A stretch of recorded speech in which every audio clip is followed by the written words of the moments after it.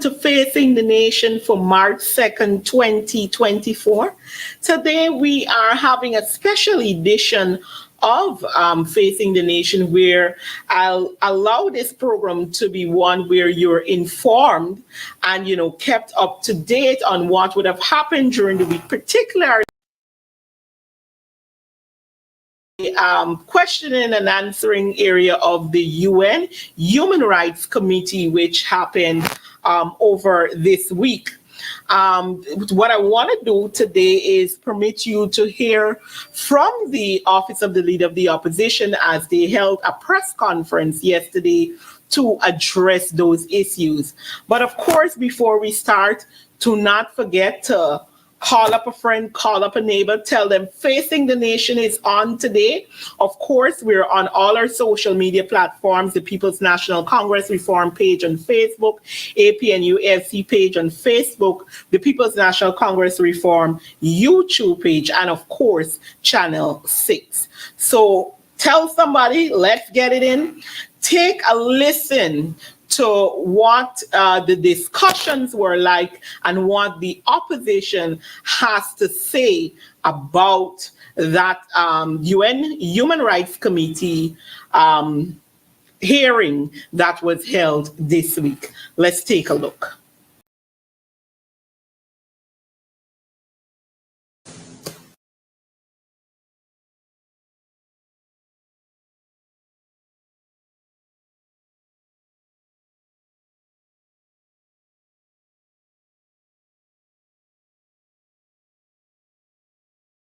And technical and other forms of ignorance. More and more, he jeopardizes the basic aspirations of the Guyanese to a decent life and economic prosperity.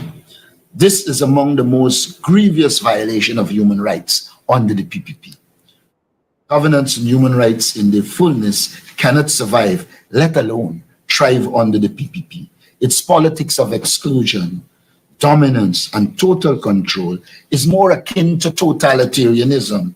Such a philosophy has no tolerance or space for democratic values. Thank you. Thank you. At this time, we will take questions on the first statement, of course, by the raise of hand, and please.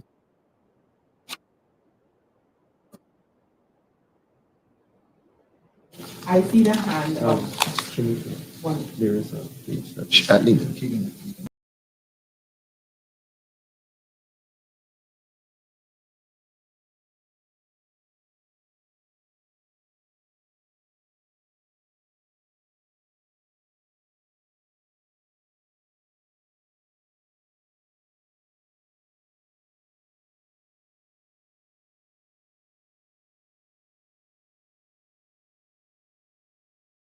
UN Human Rights Committee exposed what most Guyanese already know about PPP human rights abuses, corruption, and bad governance. Over the last 3 days, the hearing of the Human Rights Committee exposed what most Guyanese already know about the prevalence of human rights abuses and bad governance in Guyana under the People's Progressive Party. In particular, despite Minister Gail Teixeira's efforts at spin doctoring, evading, and fabricating, the government could not hide its bad attitude and poor record on the rule of law, transparency, accountability, and human rights. In addition, the government was exposed for its high levels of corruption and its unwillingness to investigate allegations of corruption and bribery against its high officials. While the hearing before the UN Human Rights Committee have been an embarrassment for all Guyanese, we all are happy that the regime has been exposed to the world as an undemocratic, secretive, divisive, and incompetent authoritarian regime. The hearings remove all the pretense of the government that it is democratic. Its authoritarian nature has been laid bare for the world to see. The poor performance of Minister Teixeira is a clear manifestation of them being disaccustomed to being questioned and interrogated. And since in the National Assembly in Guyana, the PPP has destroyed all the democratic forums, inclusive of the parliamentary sectorial committees, and therefore is not accustomed to being accountable. The PPP refuses to engage in debate on critical issues, and in the case of the Public Accounts Committee, they have made it impotent by changing the law to ensure they are not questioned and interrogated, and therefore they are not accountable for the use of taxpayers' money appropriated by the National Assembly. He who destroys democracy cannot operate in a democratic environment, and therefore the government was bound to be embarrassed before the UN Human Rights Committee. We are concerned that the PPP minister misinformed the UN as it relates to constitutional bodies, especially the appointment of a substantive chancellor and chief justice. In this regard, it must be recalled that the opposition not only agreed to their appointment, but also wrote President Irfan Ali requesting that we meet to consider these appointments. The president arrogantly responded that it is he who will determine when these processes will occur, and to this date, he has not seen it fit to initiate the process. It is therefore disingenuous and wicked on the part of Gail Teixeira to suggest that the opposition is responsible in any fashion for the non-appointment of these two distinguished ladies and the identification of opposition representatives on commissions and state boards. The PPP has refused to make these appointments, and in the case of the appointment of the opposition representative on the investment committee of the Natural Resource Fund, even though the opposition submitted a nominee, the PPP until today has not appointed that nominee to the board. It must also be mentioned that the opposition submitted its nominations for the Constitutional Reform Commission, and to date, there has been no appointment by the president. The UN committee must be commended for interrogating several major acts of PPP bad governance and corruption, such as Jack Doe and Sue Gate, the discrimination in the allocation of state resources, the politicization of state institutions such as the police force, the non-appointment of opposition reps to state boards, and the pretensions of revising the Amerindian Act. Quite evidently, the Ministry of Governance is nothing more than an empty and fraudulent portfolio through no fault of the staff there. Despite a budget of several hundreds of millions of dollars since 2020, the Ministry of Governance and Parliamentary Affairs can point a little or nothing that it has done to protect and promote human rights and good governance in Guyana. In fact, the ministry has been complicit in the bad governance and corruption practiced by the PPP government. Be surprised. The minister herself is an initiator, condoner, and perpetrator of bad governance.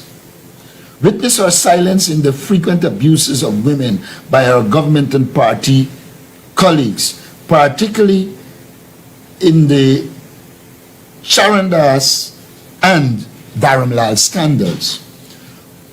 Witness her abuse of parliamentary procedures to sanction 8 opposition MPs without due process. Witness her cowardice and reluctance to join the cause against the corruption, executive abuses and lawlessness, discrimination, and politics of exclusion in the party and government she represents. What purpose is a ministry of governance if the very minister is part of the governance and human rights problems? Turning our attention to Jagdeo and Sugate, which the UN panel also queried, it should be noted that the opposition had on numerous occasions called for an impartial investigation into the allegations of bribery and corruption made against second Vice President Jagdeo. It should be called as well that both President Irfan Ali and Minister Robeson Ben promised an investigation. None was held.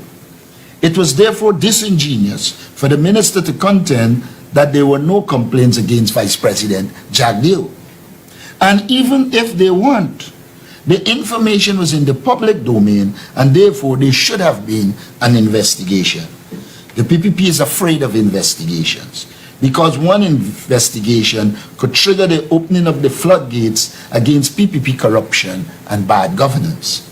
Bara Jagdeo, in defiance of the national distrust of him, continues to assume increasing responsibility for foreign investment and the oil sector.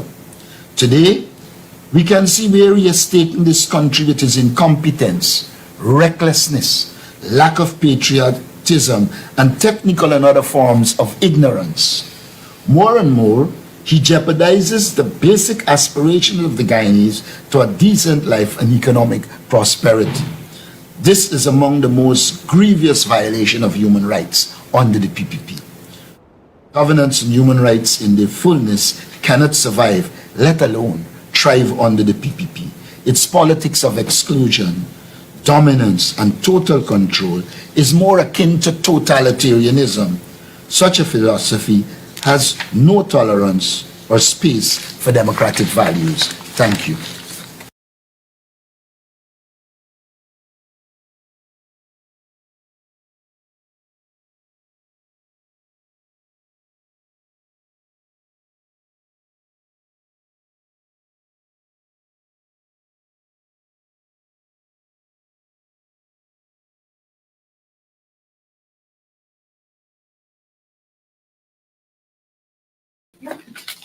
At this time, we will take questions on the first statement, and of course, by the raise of hand, and please do.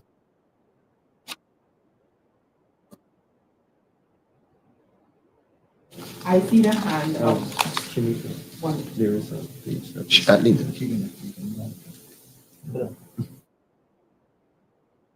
I see the hand of Mr. Adam Hart. Very good morning, all.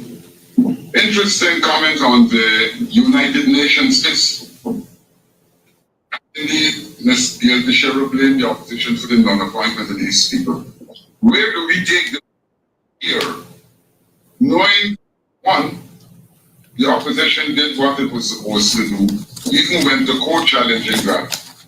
And now the report is being submitted to the UN. Where does the opposition go? The opposition has to continue to make its demands. We believe that now it has been aired in the international community, notwithstanding the usual arrogance of the PPP. There's a possibility that there will be some movement. If there isn't, then we will have to take the action, including for the legal action, because we would have taken legal action before, and to protest against the present situation.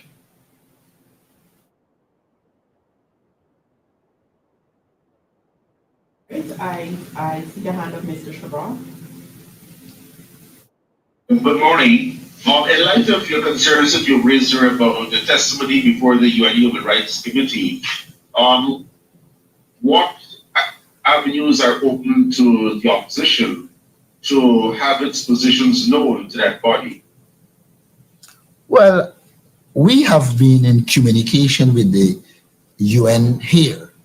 And even when this started and they started to misinform the UN, we dispatched information to the UN res rep here, indicating, asking for onward transmission, of course, indicating that a lot of what she was saying, this is Minister Tashira, was kind of distant from the truth.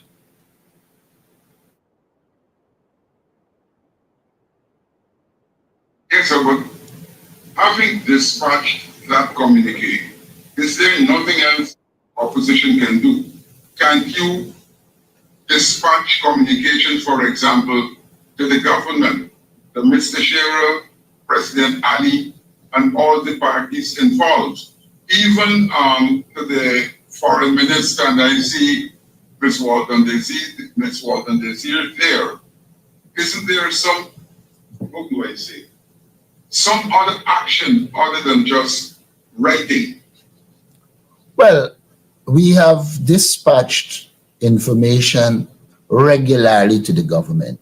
We can provide you the files of us writing the government. I did indicate that in a letter to President Ilfana, underscore the fact that a lot of persons, including the head of the CCJ, was calling for the appointment of the Chancellor and Chief Justice. They have put that in the public domain. The government is not responsive to anything that is democratic. Like I've said before, the thing that we have to do is work assiduously to change the government. The solution to the problem here is a new government. This government will never be responsive to democratic concerns. We've seen all the attributes of a totalitarianism and authoritarianism. We can, like you say, resubmit those documentation, but you'll be resubmitting it to a wall, not something with gray matter that is going to be listening and be responsive. One of the government is that they are not responsive to the concerns of the people. If you look at between 1992 and 2015, they were not. You had large-scale protests, everything, and they were not.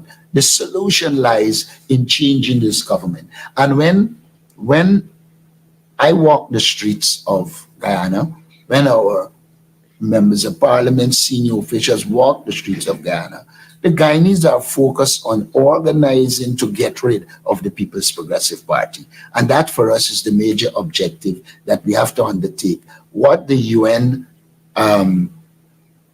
Human Rights Committee would have done is provided the opportunity for the world to see where they're heading. And what is notable is that the United States representative was in the forefront of questioning.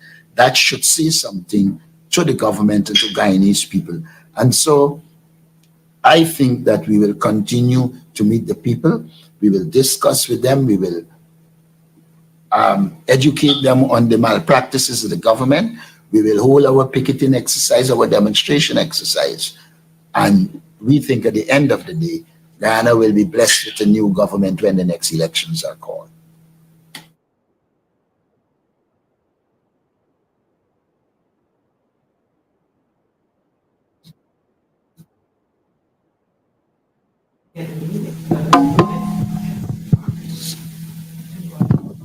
Hi, Samuel for NCN. Mr. Norton, many times at your press conference, you would speak of discrimination that is happening, within our country. The ERC has revealed that there is a back and forth with the PNC when it comes to setting up a meeting. Is that true? And if it is, why is that so, may I ask? Well, I don't recall the ARC writing me about anything except there was one time I think I received a letter from the ARC, and that letter was alleging that I had been abusive, I think, to the First Lady. I didn't respond to the letter because I thought that it was not an ethnic issue. That was the first thing. And secondly, when I responded in the public domain, I made it very clear that I wasn't abusive to anybody. At no stage did I mention the First Lady. What I did say at the time was that Irfan Ali was disrespectful to make the comment about people getting blow in Linden. And I proceeded to say, which I repeat, that people who travel can give blow. It is not restricted to Guyana. If perchance the ERC inferred from that something with the First Lady, I must say they lack logic and they probably produce a non sequitur. I would say I am open to a meeting with any constitutional body, but I must say a few things about the ERC. The ERC has never written Jack Dale. You had the vice president propagating race at Port Morant, at Port Babujan, Port Morant. You have the vice president malicious, maligning people. You have where was the ERC when in the local government election bribery was obvious? Where was the ERC in the local government election when there was clearly the case of forged signatures that vice president himself, he himself apologized? The ERC was intended to be an impartial institution that will look at ethnic issues in an objective way. Unfortunately, the PPP undermines every independent constitutional body by appointing political lackeys to the institution. Clearly, the ERC is presently constituted lacks independence. It is a pawn of the People's Progressive Party. May I further point out that the ERC has, I think, 20 or 21 functions under the Constitution. I recall before we calling for the establishment of an independent ethnic relations tribunal in keeping with the Constitution. There is no response to that. So, to your question, the ERC as presently constituted cannot deal with ethnic relations because it is biased. It is politically controlled. It is politically dominated. We believe in a viable, independent ethnic relations commission. But what passes for an ethnic relations commission here, I would have already described. And so the ethnic relations commission, in my opinion, is part of that removing of the guardrails of democracy. Because to the extent that you appoint people that are politically partisan, you have violated the intent of the Constitution. May I also point out that when we were looking at the at the Teacher Service Commission, we pointed out that the young lady from Linden that was being appointed is a PPP operative in Linden. I know her as June Boston. I don't remember her new name. That Mrs. Ramson, who is appointed to the commission, is the husband, the wife of a former Attorney General of the PPP and the mother of a present minister. How on earth anybody will be that somebody who is living in a political house, allegiance would have been to the PPP all the time? How could the Teacher Service Commission be considered independent when the people that you place there are all political activists, or most political activists? If they are older in age, they probably relax. But a lot of the ones that are appointed are political activists, and therefore you cannot talk about independent commissions in Guyana. You are seeing an abuse of power by the People's Progressive Party, and that extends into destroying the independence of constitutional bodies. So on account of all of that, you're saying that you will not willing to meet with I have not said I will not meet with them. I have not said I will meet with them. What I'm saying to you, an assessment will have to be made at the time, because as presently constituted, they cannot perform the functions the Constitution intended. And in that regard, they are a pawn of the People's Progressive Party masquerading as a constitutional body. Good morning, Trina Williams, Guyana Chronicle. Mr. Shabal, I have a question in studio. You'll be next. Okay, Mr. Norton, I want to take you to the GTU matter that is currently ongoing. My question to you is, do you believe that it is feasible to negotiate? I'm hearing you. Do you believe that it is feasible to negotiate wage increases for years that have already passed? When there Espe- is, Years that have already Negotiate passed. wage increases for years that have already passed. Especially since they were already salary adjustments, and I'll ask my other question. okay, let me say this. The real critical problem is the absence of collective bargaining. The government has refused to bargain with the teachers. And because they have refused to bargain and to engage the teachers in the way they should, these matters look like if they take a long time. But let us say, go back. The AP and UAFC, when the teachers issue started, in the form of the president himself, intervened and had a ministerial subcommittee engaged with them. And these matters were dealt with. And there was a commitment to negotiations.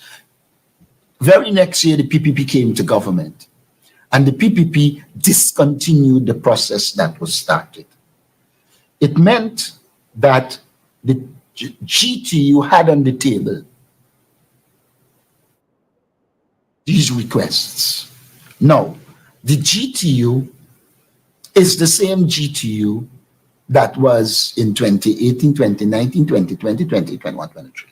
Where the problem occurs is the government of Guyana, the PPP government, misunderstands deliberately, possibly, the difference between the state and the government. The state has obligations under the law to do collective bargaining. When the APNU would have left government, the state didn't leave. The government left. Remember, it is the government that operationalizes the state. The government refused to engage or to have the state apparatus engage to bring resolution. And therefore, the teachers are in their right to continue their demands because it's a continuation of an arrangement with the state of Guyana. And it is very critical for us to understand the difference between state and government, because the PPP treats the state as if it is their own, a political party machinery, when in fact, the government is supposed to allow the state apparatus to be independent. It gives policy guidance. It gives policy guidance. But what happens is that the government has exercised total control, remove all semblance of impartiality of the state, and they dominate all state institutions. And so it appears as if there is a problem, but the real problem is the government, which has not allowed the state to operate as an independent institution promoting the interests of the people of Guyana. Before you continue, I just want to add a note there. Now, in terms of dealing with years gone by, and when it comes to these negotiations, if the government had lived up to the president's promise to spend 20% of the national budget on education, there'd be more than enough fiscal space for the government to be able to deal with teachers in the way that they are advocating. And of course, as we've pointed out, it's perfectly it's open to the government to pass up supplemental budgets to allow for teachers to get those increases. What you've been seeing is, and I use the Vice President's words that he has put forward, teacher salaries have increased by 50% from 2015 to now. The national budget has increased by in excess of 400% from 2015 to now. So what has happened is that teachers are being underpaid proportionate A to the size of the national budget and B to the size of the national economy. And so what is going on is that the PPP has gone back on and is deliberately underpaying teachers. So therefore, there's more than enough room for them to engage with those teachers for the years that have gone by. Martin, allow me to ask a follow-up on what you just said. I'm paraphrasing here. that the government has not been engaging in collective bargaining and is not meeting with the teachers. However, according to multiple articles from various news sources, the GTU vice president has revealed that they were financial talks with the government. And in fact, it was also said that there were over approximately 20 meetings with GTU.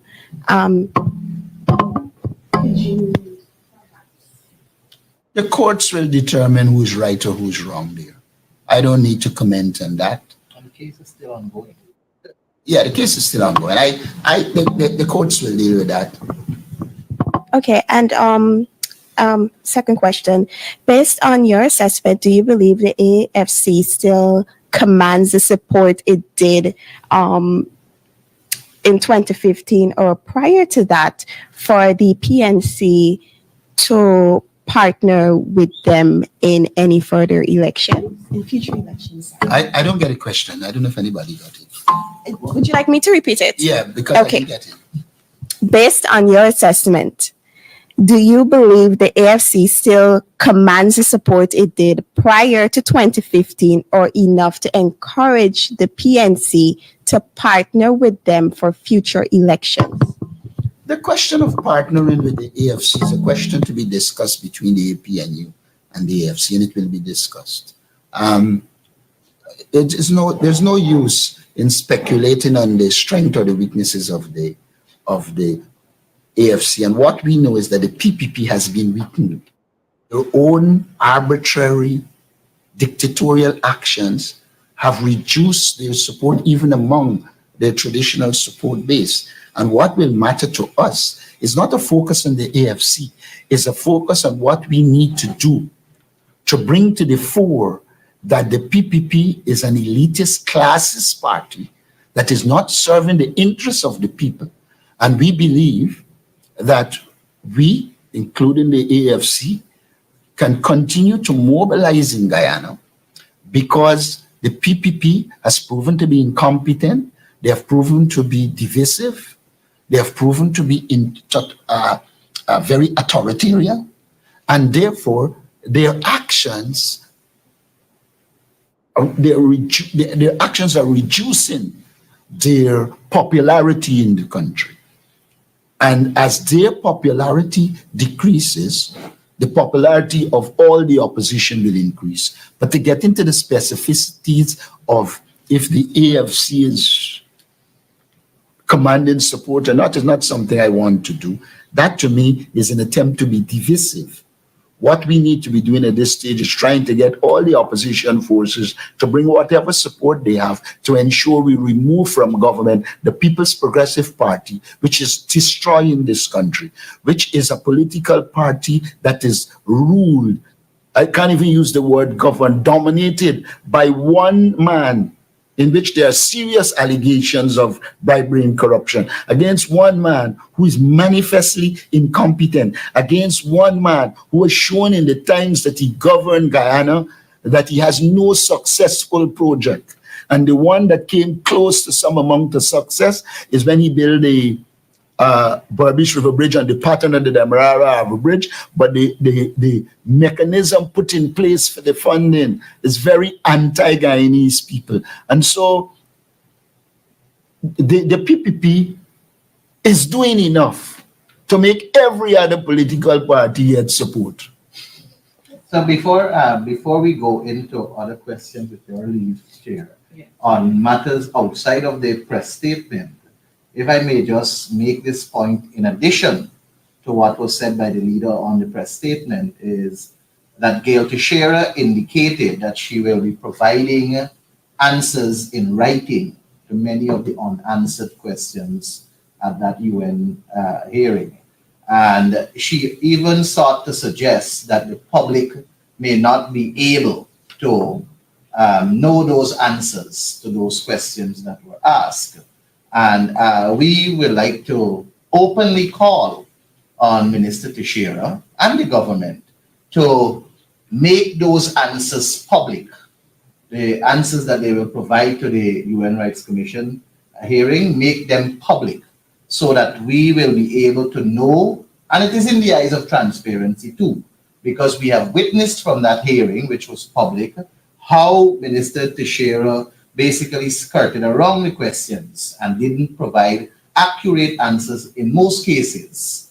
So to avoid transmitting information that is not accurate via writing, and in the eyes of transparency, it is proper on her part and the government's part to make those answers public so that we can be able to see them too. I want to add something. You know what was obvious there? I think she was looking for Nadir. It was the first time in a long time they weren't in charge of the person responsible for the interrogation. Had it been this parliament, they would have had Manzoor Nadir breaking every rule, deciding every matter isn't urgent. And so again, what we saw there is their inability to operate when there is an independent person or institution interrogating them. And they have become so accustomed to domination and control when they find themselves in an environment that is different. And no Manzoor Nadir, they went to the Nadir. All right. We had it open up for questions after the first statement if you're still there to do so. Let me just ask if there's any final questions on the first statement, and then I'll open the floor for any other questions. I see the hand of Ms. Davina.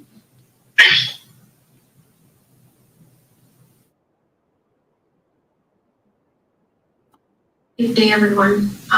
Mr. Norton, in your opening remarks on the suit issue, you called for an impartial investigation.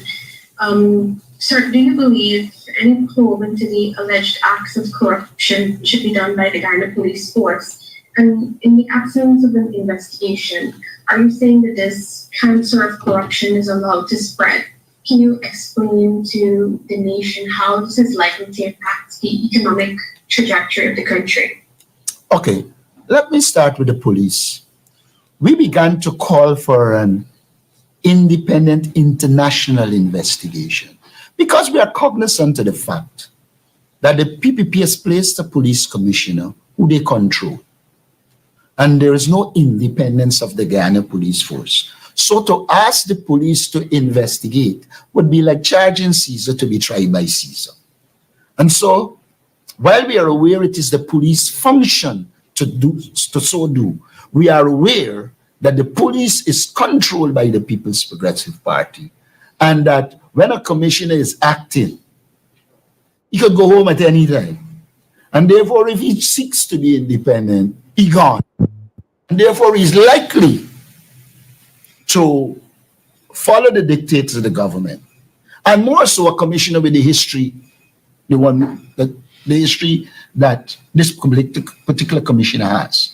And so we are leaning in the direction. But the fact that we are calling for an international investigation doesn't prevent the commissioner from investigating. The law stipulates that he should. However, we do not believe you will get a credible investigation. When it was the Mahdia fire, we called for a credible international investigation, because we know the government will choose somebody to investigate who is either in their payroll or in their spheres of influence, so they cannot do an independent job. Now, it is well established that one of the greatest crimes can be committed in countries, more so developing countries, is corruption. And let's make that kind of vivid. It is stated that about 41% of the resources allocated in the budget will end up, especially from the infrastructure projects, will end up in the hands of private corrupt persons who are associated with the PPP. What that means is millions of Guyana dollars that should be going into providing goods and services for the people of Guyana will not go there. What that means is that there will be the continuation of poverty.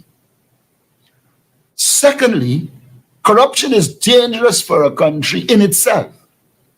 But when the people who are involved in the corruption know that the police, the institutions that should put a check on corruption cannot do their job, then almost immediately the conditions are created for increased corruption. So the trajectory we are seeing here is one that will move in the direction of poverty, one that will move in the direction of corruption, and one that will result in increased lawlessness. Anybody who does a comparison of 2015 to 2020 and 2020 to 2024 will see that under the David Granger government, what in essence happened is that there were careful policies and programs aimed at bringing crime and corruption under control. By the time the APNU AFC left government, Guyanese were hopeful that a new era had dawned and that the police force was coming back to its constitutional role, and that extrajudicial killing, all the assassinations and all the crimes that are linked to drug and drug trafficking were on their way out. We encouraged the establishment of the DEA here, which the PPP was rejected. So what in essence has happened is we have now returned to the place where lawlessness has become the order of the day. And so increased corruption tends to bring with it poverty and lawlessness. And we have to be very careful. We have seen what has happened to Colombia.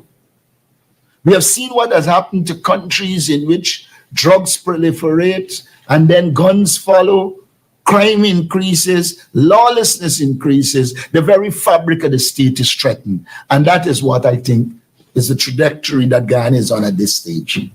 Just want to build on that as well. It is important as we talk about the Sioux issue to note that quite a few things were said in that particular Vice documentary, each of which needs to be investigated.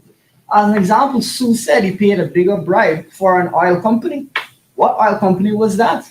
It was also indicated that there's money laundering operations that would be functioning in Guyana. That also must be investigated.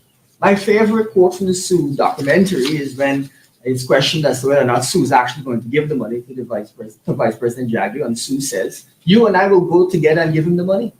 Now, folks, these are not light accusations. These are very serious accusations. And that's why we've been calling for an investigation, so that we know the truth and so that those, if there's crime involved, that those responsible are dealt with. This is very substantial. And in fact, it touches on various areas of Guyana's development. The Amalia Falls project was also mentioned in the course of these discussions. So this again is disturbing. I believe they also mentioned a hotel project as well in the course of those discussions with Sue. That is one thing that we want to point out. The other thing that is interesting on the topic of corruption and dealing with procurement is that the UN did bring up the Public Procurement Commission's function. Now that is a commission we've been speaking about. It needs to do more in our opinion. One of the things we also say is that we need to hire people to help us to manage procurement, to help us to cut out corruption, to help us to ensure that we get value for money. If you look at the $73 billion that's just being spent on community roads, if you even get rid of 10% of corruption from that $73 billion, you could pay 1,000 Guyanese a salary of nearly $600,000 a month.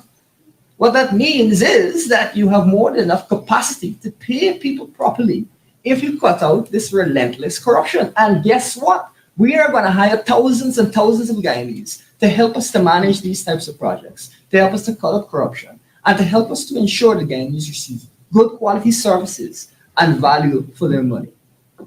One other point in relation to the question about corruption is that we have to remember that there is a direct correlation between the levels of foreign direct investment that a country can attract. If there are high levels of corruption and a lack of transparency. So there is a direct correlation in that regard. So we can't talk as a country about attracting foreign direct investment and do little to address the endemic problem of corruption. So I just wanted to add that to the mix. If I can add as well, with your permission, leader, it is well established that countries that are producers of oil and gas are prone to much more corruption.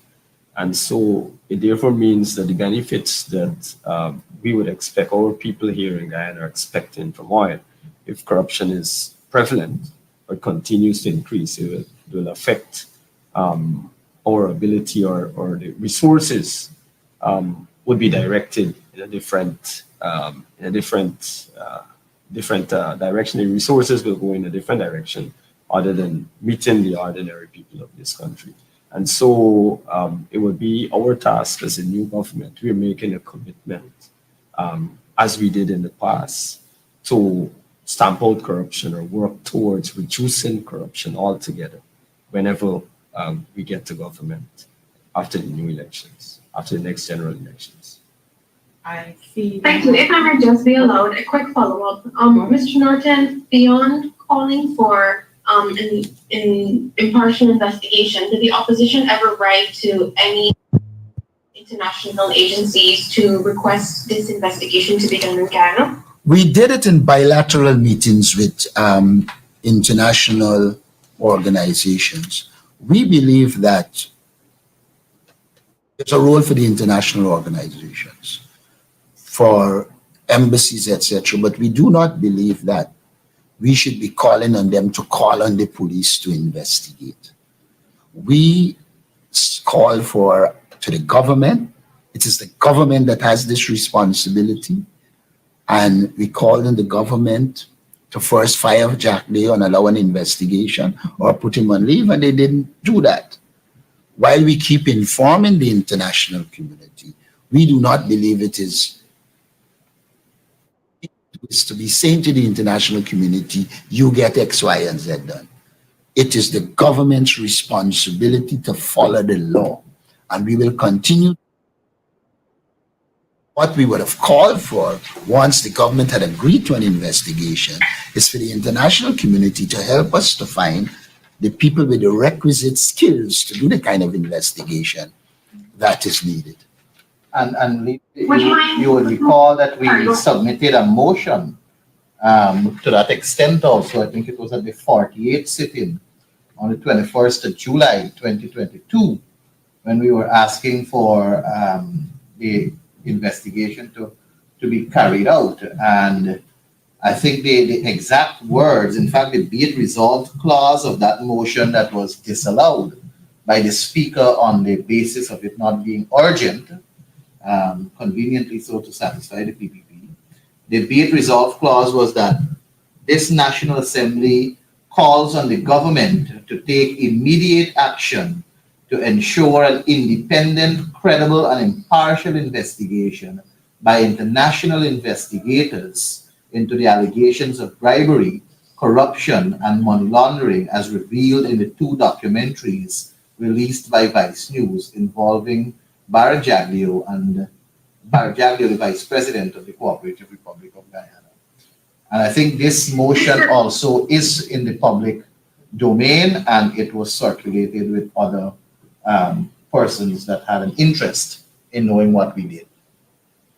Thank you. Mr. Norton, can you say who or what were some of the agencies you reached out to, and what were the responses like for an investigation to be done? And with Mr. Jagdeo in control or at the helm of our oil sector, is this of any concern to you given those allegations of corruption?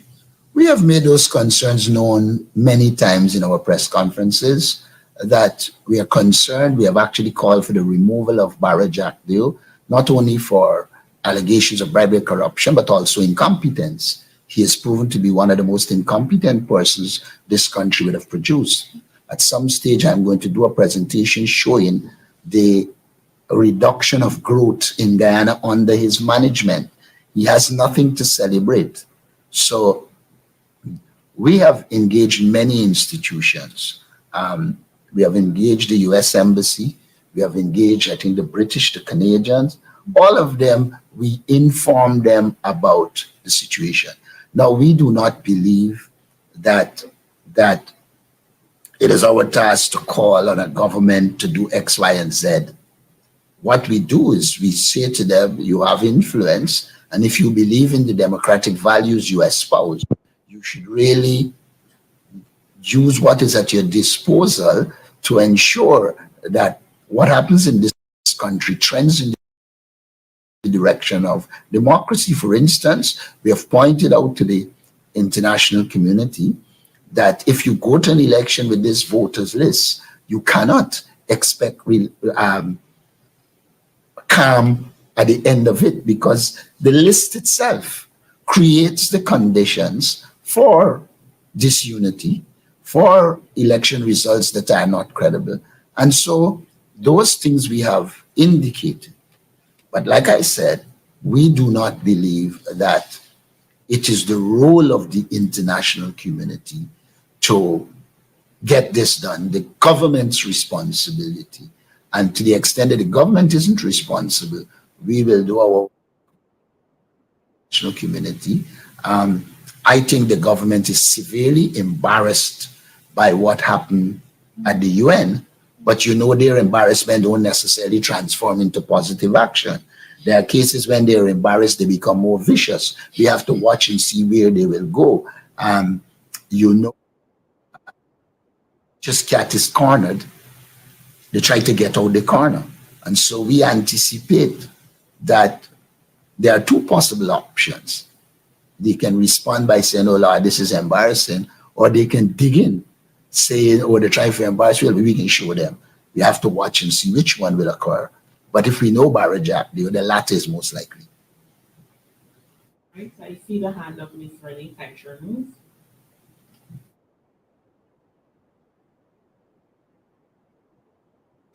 Good day, everyone. Renee with Kaiser News. Mr. Norton, do you believe that an investigation should be conducted into the 2016 oil deal with Exxon, despite Minister Shearer's assertion of no evidence of corruption?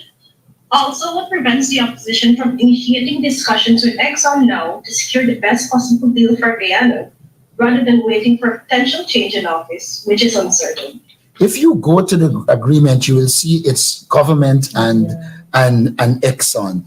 So the opposition can go engaging in negotiations about benefits to Guyana if we are not party to the agreement.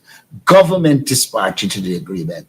And so to me, government has to do it, and we have got to prepare when we take government to it. Now, as it relates to the 2016 PSA, there are a few things I should say about it, but I'll deal with it a little more then.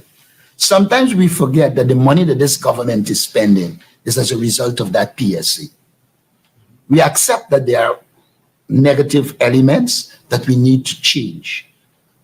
But it is that PSA with the conditions in it that allowed us, ExxonMobil, to invest, and we have begun to benefit from it.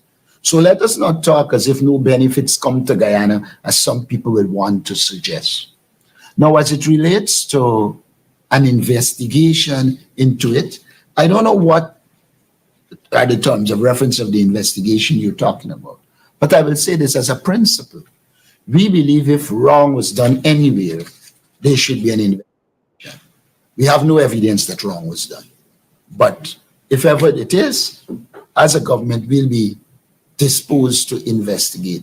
But like I said, our major focus will be to utilize that agreement to get the best from the present arrangement and to work towards change in the interest of the people of Guyana. But we do not believe we have a locus standi at this stage. Thank you. I see the hand of Mr. Mark Benchlock. Hey, good morning. I have two questions. One is for the leader, as it pertains to what was revealed yesterday at the UN's committee, grilling the all sort of things. Can you explain regards to corruption and whether they were investigated, you did say that you do not wish to engage the police because of the political interference that we have seen over the years, especially under the PPP. But have you now decided that, in light of the revelation coming from the UN committee, that it is important for your party, for you as a coalition, to walk up the stairs of the Commissioner of Police office and hand over a report officially calling or demanding an investigation, even though it wouldn't get anywhere? And while you're doing so, sir, I don't know if you can probably have one of your members of parliament to ask the question whether the acting Commissioner of Police has gotten his US visa revoked. Just a question to him on that, and other senior members of the Guyana Police Force. I have a quick question for the Shadow Minister of Foreign Affairs with regards to Gil Teixeira's response on the treatment of Haitians, or whether foreigners have proper access to the court. Gil Teixeira said, and she used the Haitians as an example, after the PPP regime persecuted the Haitians, discriminated against them for a variety of reasons, race being one. Were you surprised, Ms. Walton Desir, that Ms. Gil Teixeira attempted to use a court victory that was forced upon the PPP regime because of their treatment of those Haitians? That will be my only two questions for now. Thank you. You obviously know to count. All right, so to answer the question, no, we're not surprised. This is the way the PPPC operates. We were not surprised that President Irfan Ali is masquerading in the international community as the champions of the Haitians either. We have to understand that this is the nature of this PPPC administration. And it is only a twisted mind would seek to use, as you have said correctly, a victory that an occurrence was imposed on them. You'll recall that the court struck down the deportation order that was made against the Haitians as contrary to natural justice. And then she sought to use the excuse that the Hugo Chavez facility is not custody, as it were, forgetting that there is also constructive detention. And so to the degree that these people were not free to leave and to move around and they were there, they were detained. But this is the nature of the PPPC administration. So no, we are not surprised.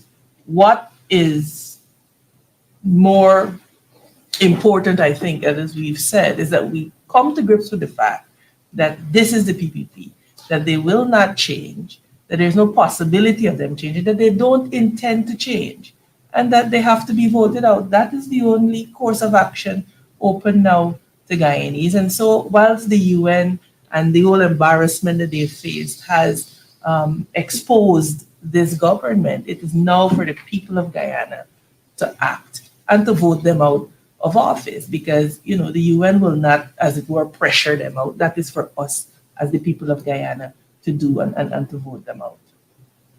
I think also we need to note on the Haitian issue that the Haitians are part of CARICOM, and therefore they should have had the entitlement. And so when the government did what they did, they were in violation of the Treaty of Chagaramos. They were in violation of all the agreements with CARICOM. And it also speaks to the nature of the government. Having done what they would have done, they then turn around and try to appear to be champions of the Haitians, when in fact, they are oppressors of the Haitians.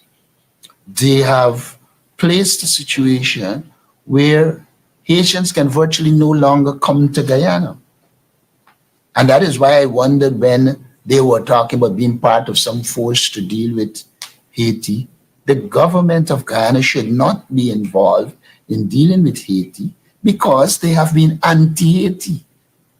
And no attempt now to use foreign policy to cover their domestic behavior towards the Haitian should be undertaken. And it is not restricted to the Haitian. They did it to the Nigerians that are coming to Guyana. And Nigerians are part of the Commonwealth. So one has to see this really in the context of how the PPP behaves. While they're doing that, we have reports that yesterday they were taking Sri Lankans to register. So it speaks to the nature of the government. Now, I hope that was very informative for you. You know, there you were able to hear the questions coming from the press as well, and you know what the persons on the panel responses were, and you know, basically giving you an idea of the opposition thought about everything that happened for the week on that committee hearing, which of course we're talking about the UN Human Rights Committee hearing. So I hope that you took a look, you understand what is happening. And you know, when we see these things happening, we must look forward for all the other steps that will follow to come. Of course, you know, I cannot overemphasize the fact that as citizens, we have a role to play. And, you know, I hope that as viewers and, you know, persons listening in, we understand that we have our part to play in continuing to hold this government accountable. And when the time comes that we do the right thing and ensure that they no longer exist in power when that next election is held. So I hope you enjoyed today's program on that regard. I want you as well to understand that in doing all that we do, there are things that has to be done. The political parties have their role to play. I want to share with you we have two fundraisers coming in the following weekend. Of course, next weekend is the Easter weekend. And on Saturday, the 30th of March, the People's National Congress Reform will be holding an oldies dance right at Congress Place. You know, the ads are out. My operator will put those flyers out for you to see. Come out, support, you know, call up a friend if you're living overseas and you know that they like those kind of things. Call them up and tell them, man, you like oldies. You know, the PNCR has no oldies coming up on Saturday the 30th. You know, so we encourage persons to come out and support our events. And on Monday, the 1st of April, which we all know is Easter Monday, the party has its annual barbecue and fun day. This has been happening for the last few years. You know, you can bring the children out, have them fly kites, there'll be games, there'll be music, there'll be a lot of things happening at Congress Place on Monday. So you have those activities, and of course there will be barbecue on sale. Tickets for the barbecue is $1,500, but of course it's free for the children and everybody to come in so they can fly their kites and have some good fun for Easter Day. So ensure that you tell somebody about it. Come out, support the initiative. Even if you're not living here, you're in the diaspora, you know, let somebody know that it is happening so they can come out and support, so we can all have a good time while we do the things that are necessary to help keep this government accountable. I want to thank you for joining Face in the Nation today. And as always, I hope to see you next week, same time, 12:30 to 1:30. Do have a wonderful afternoon.